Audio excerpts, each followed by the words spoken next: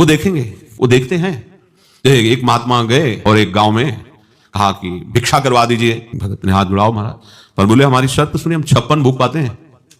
अब जिससे 56 भोग कहे तो गांव के किसान गरीब आदमी तो हाथ जोड़ देते, महाराज हम जानते ही नहीं 56 भोग बना क्या पाएंगे, है ही नहीं इतना कुछ, नमक रोटी दाल ये तो पा सकते हो।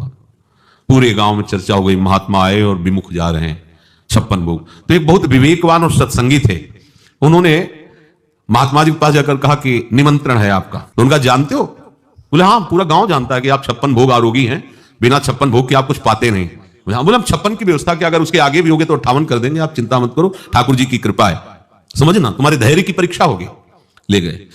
अब 2 बजे दिन में 12 बजे तक हो जाना चाहिए, 2 बजे तक तो महात्मा जी चुप रहे। बोले 2 बज रहे हैं, 2-4 भोग की बात होती, 56 है। शाम हो गई।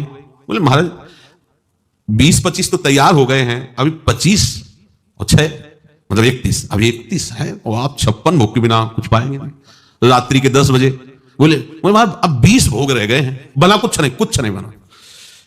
अब वो बोले इतनी भूख लगी और तुम? बोले महाराज भुने हुए एकदम चना खिले हुए रखे हैं और उसमें थोड़ा सा कड़वा तेल और नमक और हरी मिर्च की चटनी, आप कहो तो लाए, आप शुरू करो, वो 20 जब हो जाएंगे तो पा लेना। हाँ ठीक है, बढ़िया है, लाए। वो जोर से चिल्ला के छत में बोले महात्मा 56 भोग का नहीं, वो चना पा रहा है, आप सब आके देख लो गांव के। अब वो महात्मा तुम ऐसी कैसी बात छत में चढ़ के? बोले तुम्हें पता होना चाहिए, ये गरीब लोग हैं जिनके पास रोटी भी खाने के लिए और 56 भोग की आप मांग करते हो। आप निष्ठा है आपके अंदर 56 भोग पाने की, भूख नहीं सह पाए, चने में आप बिता दी, आप बैठे रहते कि पाऊंगा तो केवल 56 भोग, तो कुछ भी होता हम तुम्हें 56 भोग पवाते, एक भी नहीं बना है। हम ये देखना चाहते थे वो वास्तविक तुम्हारी निष्ठा है या केवल ऐसे ऊपर ही बोल रहे हो। ये हमारे ठाकुर जी भी देखते हैं, केवल आपका भरोसा नाथ, तो नाथ भी देखते हैं। ऐसी परिस्थिति पैदा कर देते हो, सामने उसको भेज देते, सुनो ऐसा कर सकते? जी जी महाराज। और वो महाराज अंदर से बैठे, हाँ मेरे आश्रित हो, मेरे आश्रित हो तुम, बस ये बात समझते रहना, बहुत सूक्ष्म बात है। बिल्कुल आपका काम बिगड़ गया अगर वो साथ नहीं देगा सामने वाला, तो आपको बिगड़ जाने देना है। बने तो रघुबर ते बने, बिगड़े तो नाथ अब नहीं, किसी से नहीं। बस जहां बिगड़ने की बात आती सेकंड में बन जाएगा।